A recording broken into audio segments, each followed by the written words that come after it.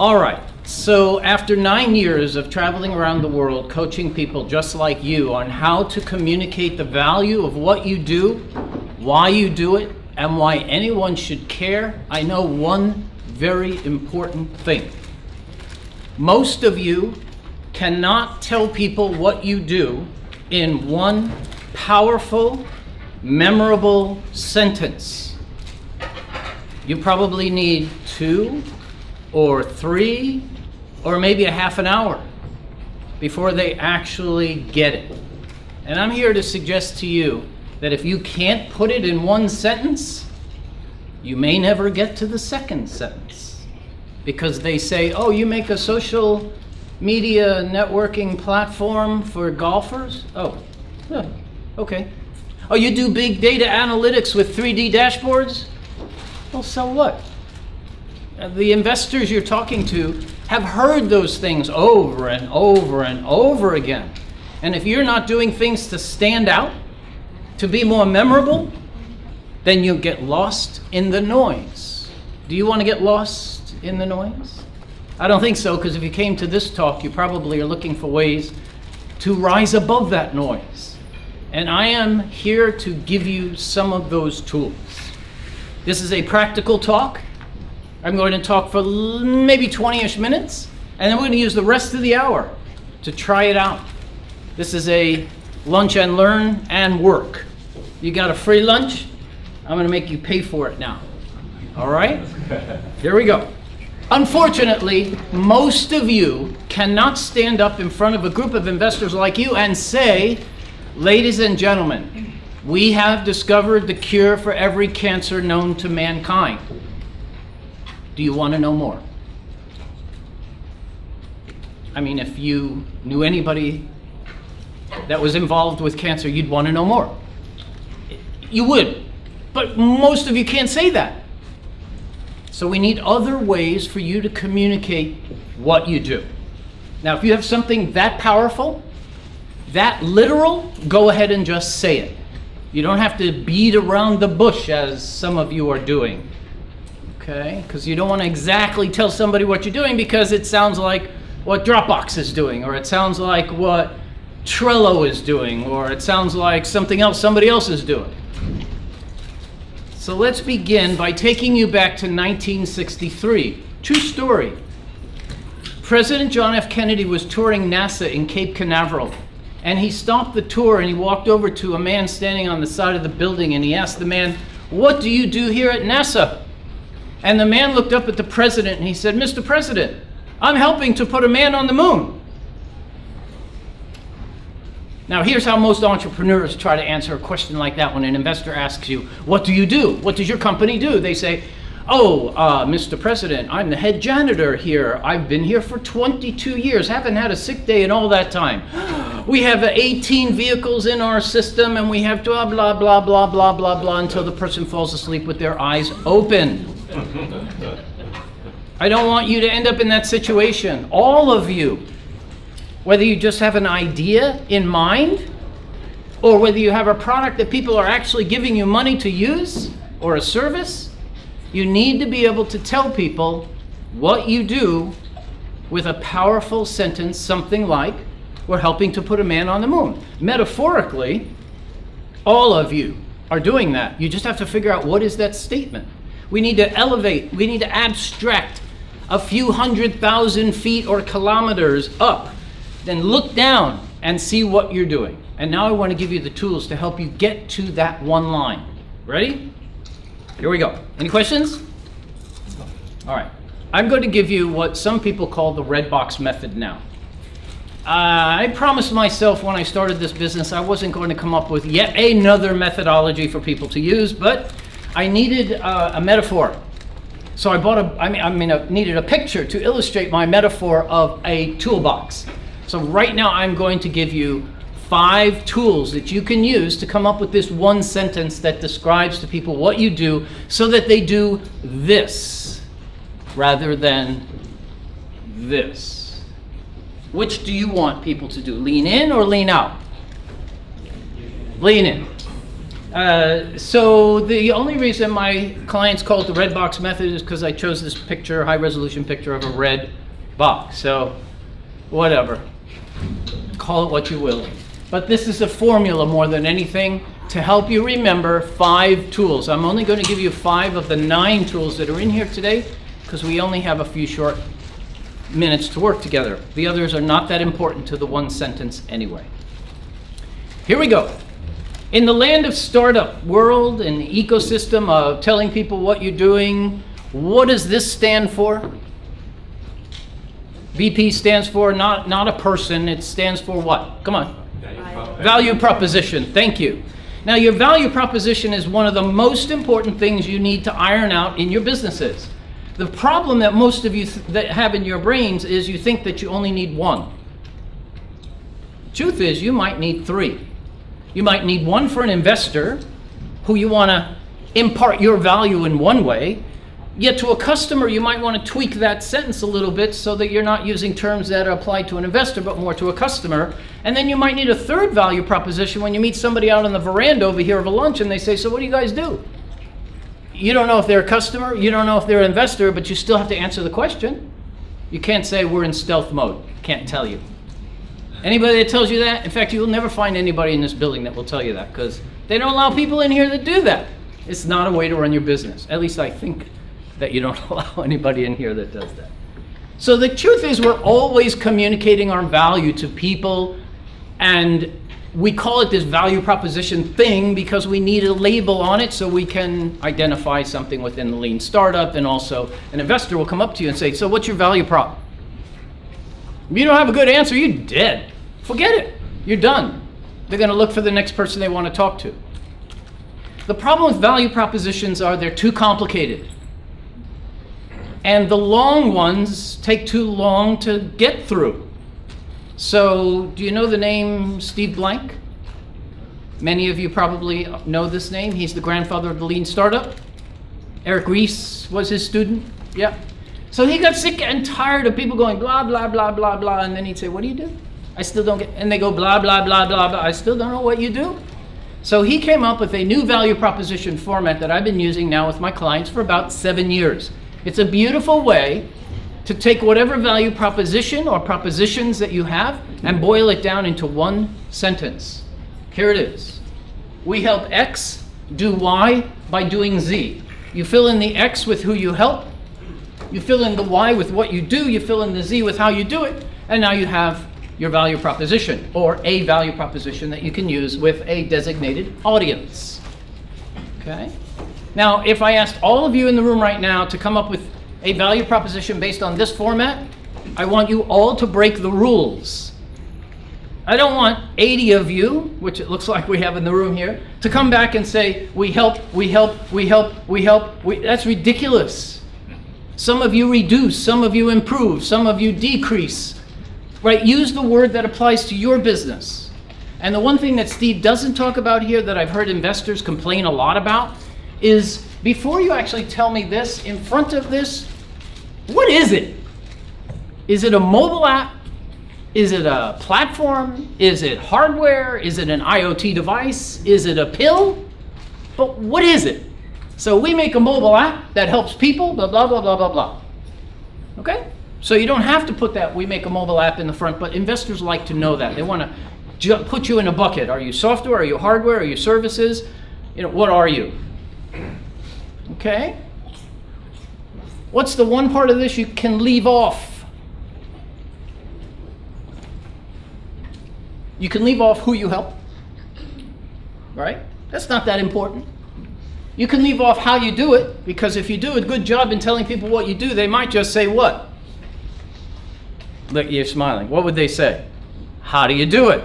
And now you have a dialogue going. There's nothing more effective with anyone, not just investors, to get out of the monologue into a dialogue as quickly as possible. And the way to do that is to say one thing, get them to react, and then go on to the next thing. And that way, your elevator pitching doesn't become you just going blah, blah, blah, blah, blah, blah, blah, blah, blah, blah, blah, blah, blah, until they fall asleep. Here is the first half of my value proposition. If you ask me what I do, I would tell people I help I help people prepare for high-stakes presentations. Full stop. If you don't ask me how, you're not interested.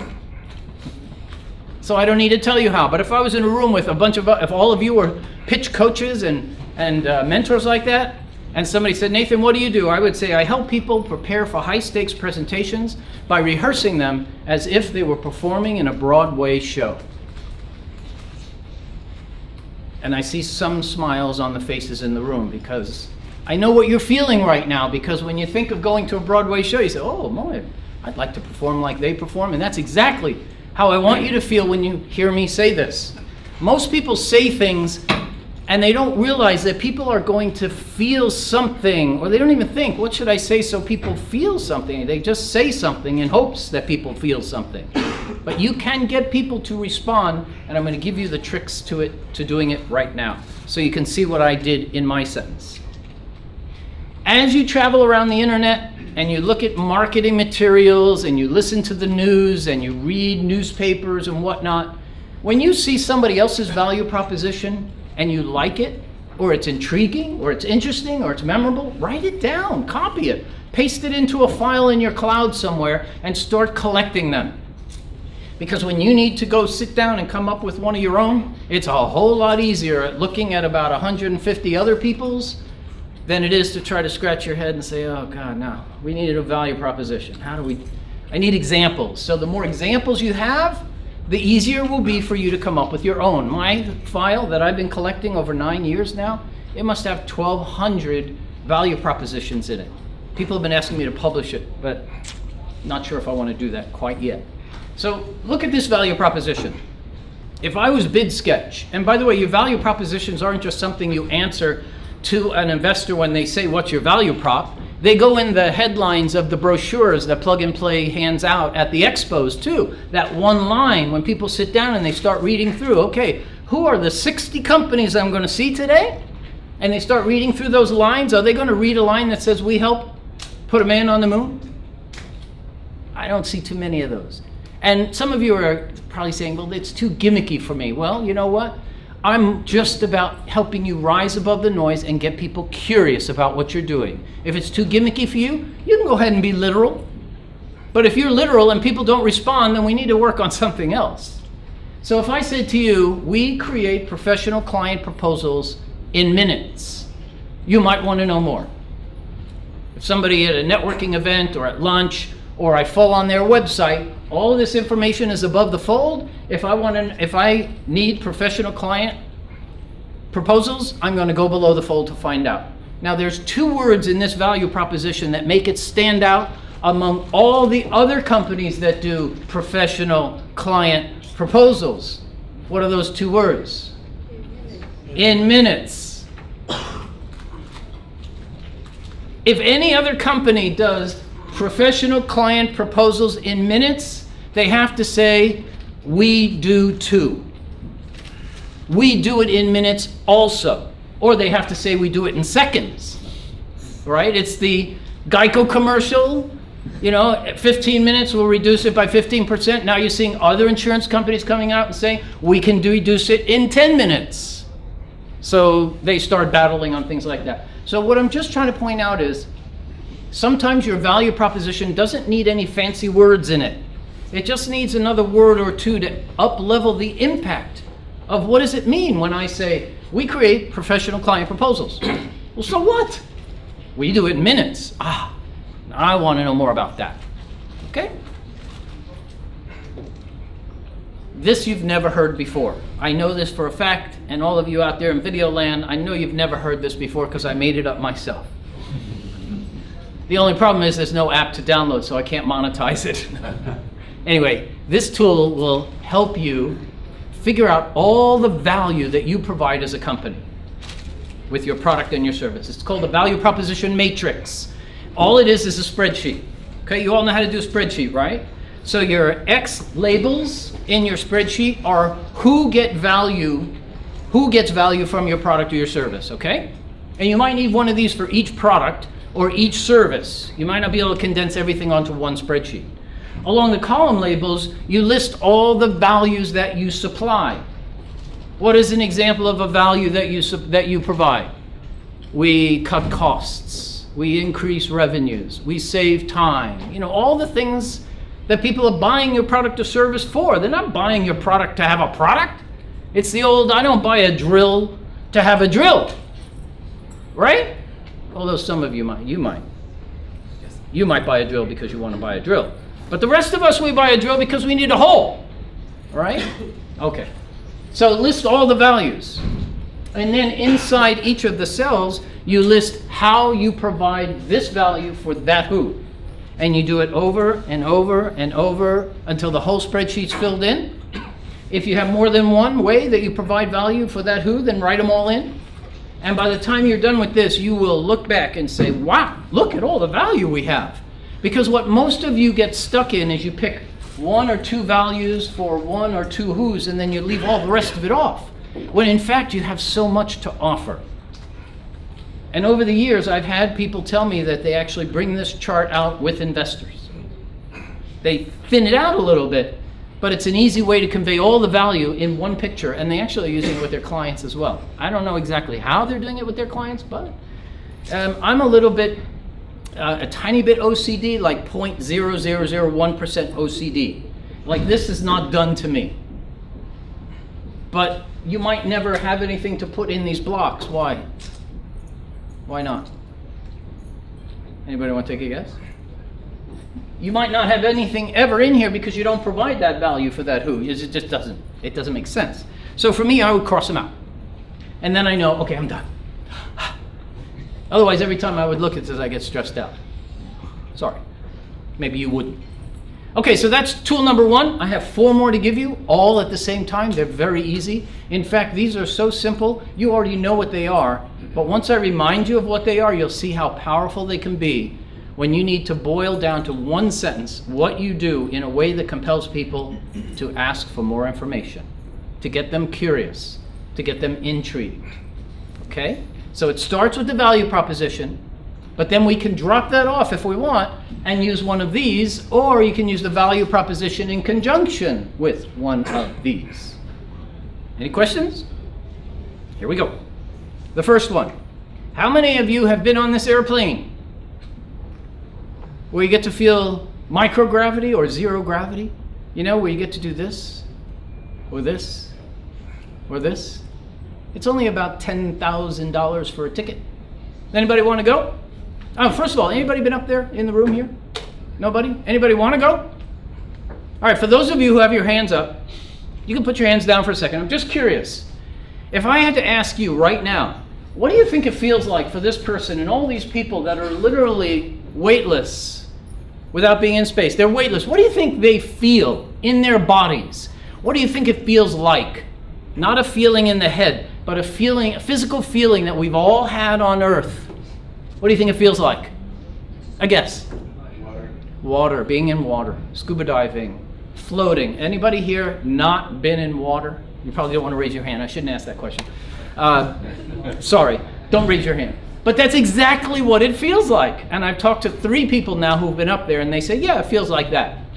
It also feels like when you go over a bump in a road that you don't know that it's there, and your stomach goes, whoa, that sort of feels like that. On roller coasters and things like that. So now that you know what it feels like, you can tell everybody you know what it feels like to be weightless in space or weightless in this airplane, and now you can save your $10,000. Because all we did was boil it down to a simile. And that is the power of a simile. Weightlessness, microgravity, is very much like floating in a pool. Everybody in the room knows what that means, right? Now, I could go ahead and give you the scientific explanation. Would you like that? You would? Another time. Because we don't have time. Besides, half the words I would have to use, I wouldn't even know how to pronounce. And that's what most of you try to do, and all of you. You try to scientifically explain what the heck you're doing, and you know what? No one really cares. Especially in the beginning, where you're trying to get people interested. You know when they care? They care when you get into due diligence. You know when that happens? Meeting 7, 8, 9, 14, 3 years later.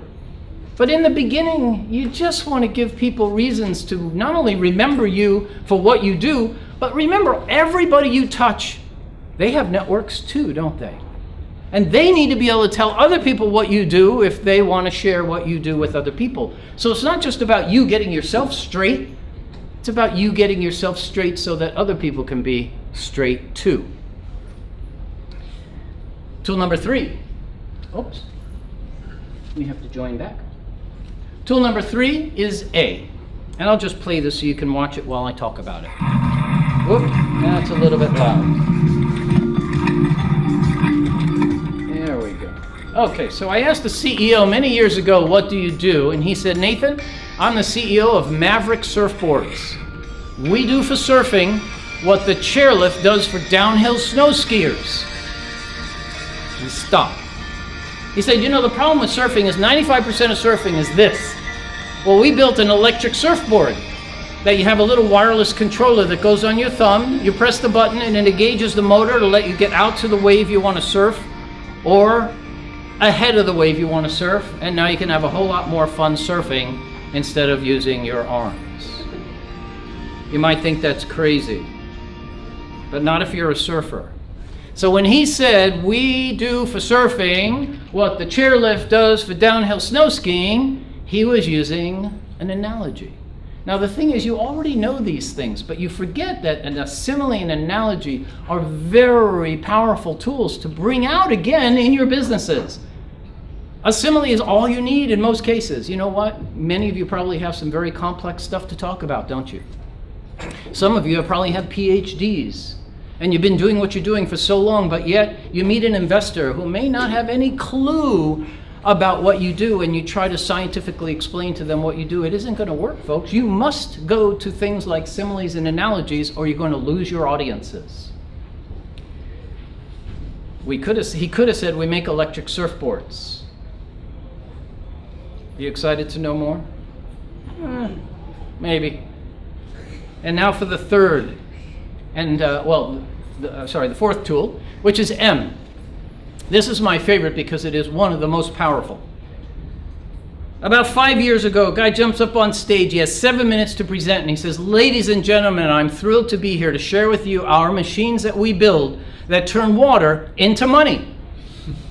And that's how the whole audience reacted. They smiled, they chuckled, they even laughed.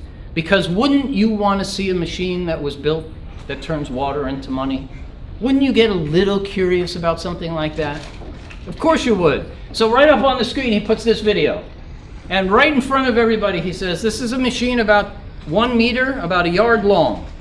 And you throw it into a rushing waterway, you tie it off to the side, you plug it in, and as the water starts flipping the flappers in the middle, it starts generating free electricity with those micro turbines under those yellow housings. So does he build a machine that turns water? Yes. Into money?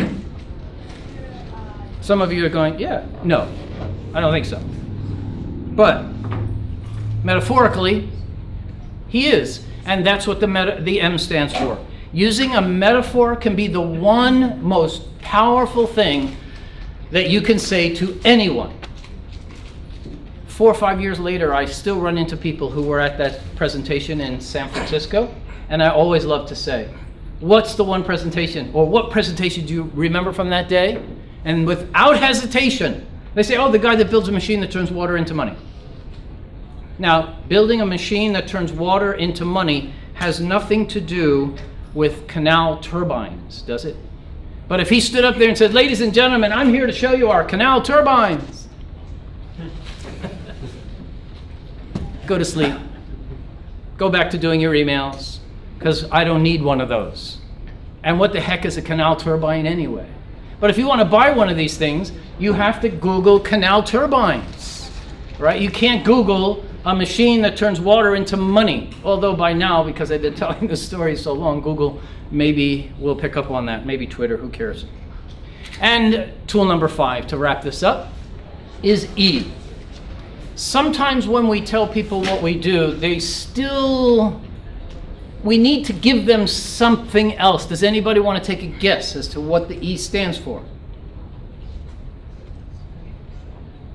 Example. Thank you. Examples. We need to give people examples, right? But the problem is, how do you give people an example in one sentence? Well, that's really easy. You're not giving them the detail of the example. All you're saying is that we da da da da da da da da. For example, when you're riding your bike or driving in a car. And now you know that whatever I just told you is being used when riding a bike or driving a car. And if you do either of those things, you might want to know more. Okay? So that's all you need to do with examples. And that's where you can have an example combined together with a simile or an analogy or a metaphor, all in the same sentences. Okay? And this makes for a very powerful, powerful way to leave a lasting impression on anyone that you're talking to. 2 warnings come with using similes, analogies, and metaphors. Big warnings. One is they can potentially be culturally sensitive. Okay, so here's how it works. If Connie, you and I, we just had a discussion and I said to you, Connie, you know what, that's like chalk and cheese. Who here knows what that means? That's like chalk and cheese. Does anybody here know what that means? Look, we're in a room full of 80 people here. No one knows what that means? That's what I mean. They're culturally sensitive. This is an Irish saying. It's kind of like oil and water, they don't mix. But it's also got a second meaning, which is from here, the chalk is white and cheese is white. I can't tell the difference. I'm going to have to get a little closer. I'm going to have to touch and feel. I'm going to have to spend a little more time with them before I can give you my answer, kind of thing. So if I said to you, that's like chalk and cheese, in Ireland, they'll know they were just comparing 2 things together and you need more time. But in America, in Chile, in Singapore, in Bangalore, you say something like this, people are going to go, what did they just say? So the way to avoid this is just to give us the other half. So if you don't know if people understand your use of that simile, analogy, or metaphor, just include the other piece of it, right? Just say, oh, Connie, that's like chalk and cheese. Let me come take a look after I'm done here and I'll give you my answer. Because I need to touch them. And then you would know, oh, chalk is white, cheese is white, chalk is yellow, cheese is yellow. I get that. I can kind of get it from that. Okay. So those are the 5 tools that you can use to construct a new value proposition format for multiple value propositions. And then you have similes, analogies, metaphors, and examples to up-level what you tell people in the first breath when they say, what does your company do? Now, there is one exception to this. One exception to coming off with just your answer. When somebody says, what does your company do? Sometimes you can't just answer that question without asking them a question first. Okay? But you have to be careful about that. All right? We all really, like 99% of us, 99.9% of us, should be able to answer the question, what do you do, without asking somebody a question first. You can tell if they're male or female, generally, and you can answer the question. Okay? But let me give you an example of where you might have to ask a question first. I ran into a client a few years ago, and he said, Nathan, I don't even tell people what I do anymore because I'm just sick and tired of it. I said, what do you mean? He says, well, you see, what we do is we can take a photo of the Earth about 1,500 feet up with a drone, 1,500 feet up, and then we run it through our quantum mechanics platform, and we can give a report of all of the minerals in the Earth within about a foot from the top, about a foot into the Earth. All the minerals, gold, silver, copper, whatever is in there, we can identify it. What's your next question? How do you do that? And he said, every time I would be asked that question, I would have to think, well, gee, it's based on quantum mechanics. I've got a PhD, I've been doing it for 20 years. How do I boil it down to one sentence? I said, you don't. You ask him a question. You say, I'm just curious. And be honest with me. How well versed, now let me back up. So here's how I suggested he handle it. Somebody just asked him, well, how do you do that? And you say, I'm just curious, how well versed are you in quantum mechanics? No, nothing. Okay, good. So if you don't know much about quantum mechanics, then I'm going to be choosing a good simile, analogy, or metaphor. Because that's the only way you're going to understand it in one sentence. The only way you will understand it in one sentence. Did I say it would be the only way? No amount of time on Earth will get somebody to understand the quantum mechanics, all of that detail, without a lot of education. Even Stephen Hawking. You all know Stephen Hawking, right, Professor Hawking? You listen to some of his talks. Dial him up tonight and listen to how he talks. You'll probably hear a simile, an analogy, or a metaphor 3 or 4 times in every talk, and he'll keep going back to them. It's the only way we could understand. What's a black hole? I could draw a black hole. So similes, analogies, and metaphors are truly going to come into place for you if you realize how powerful they can be when you have something that's complex or something that's confusing. If you find people get confused when you're telling them what you do at any point in your pitch, that is the exact moment you need a good simile, analogy, or metaphor. We do it with our kids. Our parents did it with all of us as we were growing up, and you need to do it with adults again. So with that, I want to stop and say thank you very much for listening to me. I'd love to take any questions that you might have right now. You can find me at nathangold.com. Thank you.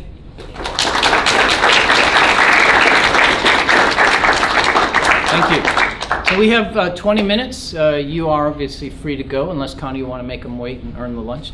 But what I'd like to offer you now for the last 20 minutes is, if any of you want to come on up here and tell the audience what you do, trying maybe something new based on what you just heard here, you're welcome to do it now.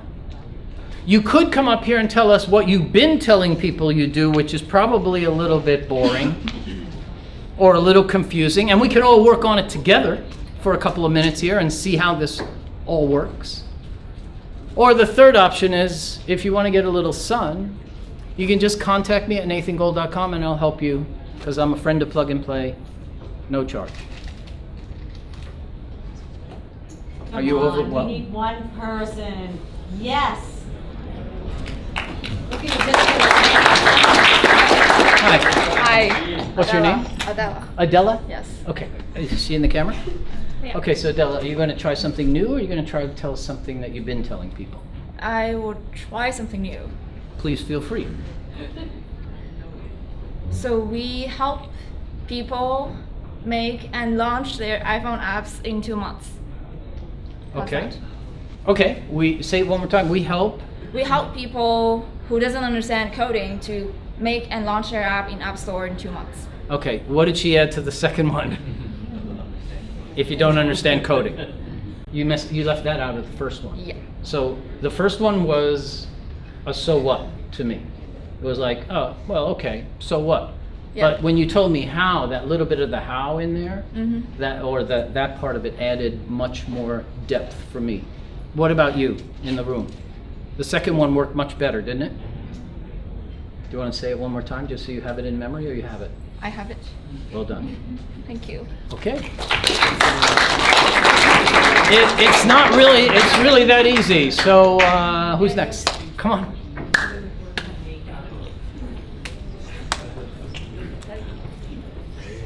Good to see you. Good to see you. All right. Stuff turns clutter into cash without you doing the work. Stuff is the name of the company. Stuff is the mobile app that turns clutter into cash without you doing the work. Okay. See the smiles on their faces? The nods in their heads? That was the second one. Yeah. Was better than the first one, and I would keep that one and keep telling people that one.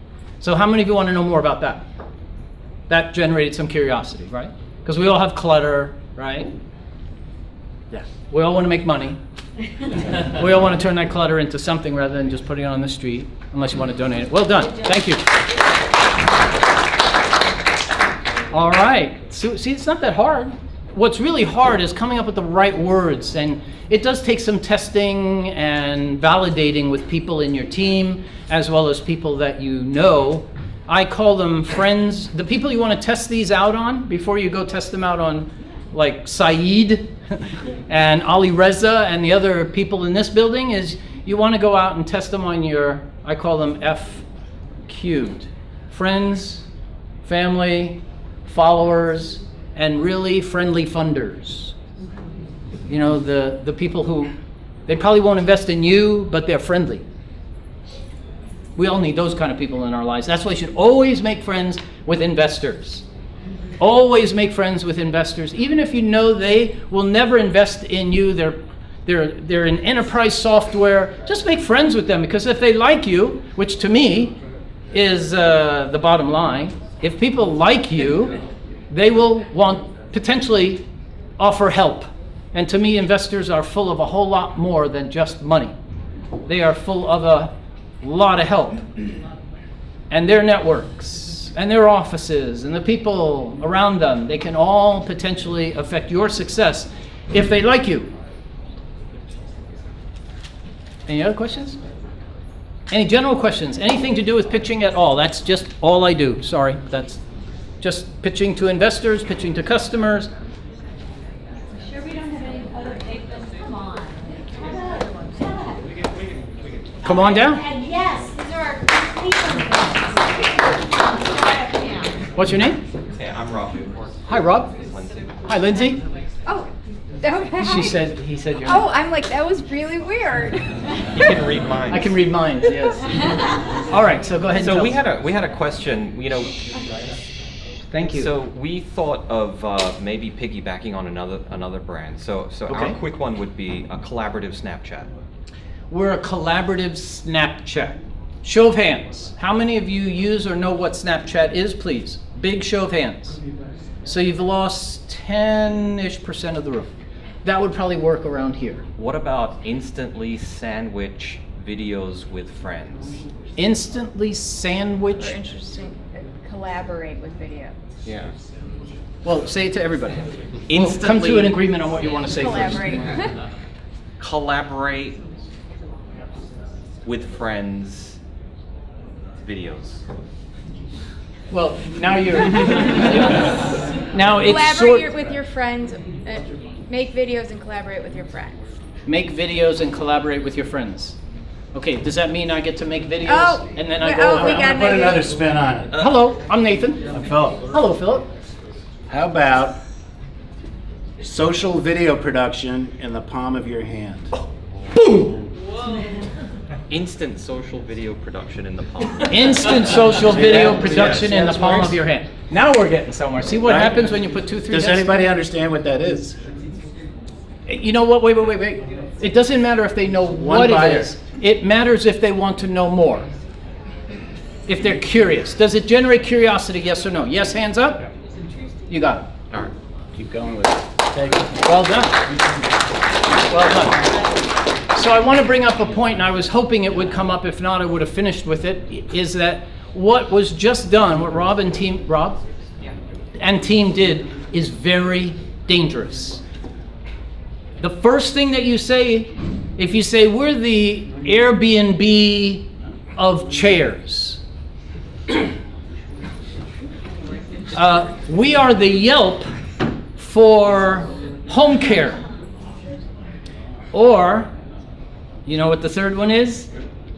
Come on.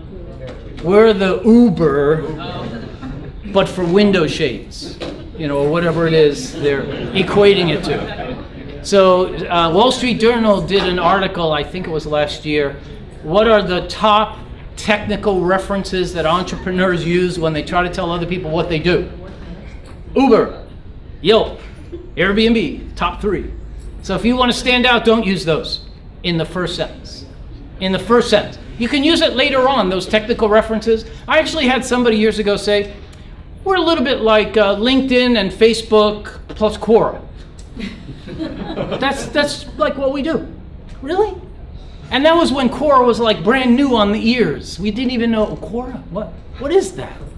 We know what LinkedIn and Facebook is. Now, if you have a journalist say something like on the front cover of the Financial Times, they say, all square golf, which came from this building. The Facebook and LinkedIn for golfers worldwide. I would quote that all day long because I didn't make it up. The Financial Times put it on their paper. their website. So anytime you can get validation like that, go ahead and use the technical references that the journalists use, but don't claim them on your own, please. It's a little bit arrogant. And there are much more effective ways of doing it, and then you won't get caught with the other social networking companies doing something comparing themselves to Airbnb or Uber or Yelp or whatever, Snapchat. But you test your audience, all about the audience. If you're talking to investors and they all know about Snapchat and they all use Snapchat and they have friends that invest in Snapchat, you can use that. But the combination of the things the three of you came up with a few minutes ago, super. Okay? So now you see, not only do you have the tools that I've reminded you about that you didn't have before, such as the similes, analogies, metaphors, and examples, which you all knew about. Now you have that value proposition matrix that you can get all your value proposition data into one place so that you can start using it, massaging it, and using it for each audience, depending on who they are. And then you just have to put it together and test it out. And you saw 3 or 4 examples of how it worked here today. So now it's a matter of going off and creating your own. So thank you very much, and I'll hand it back to Con.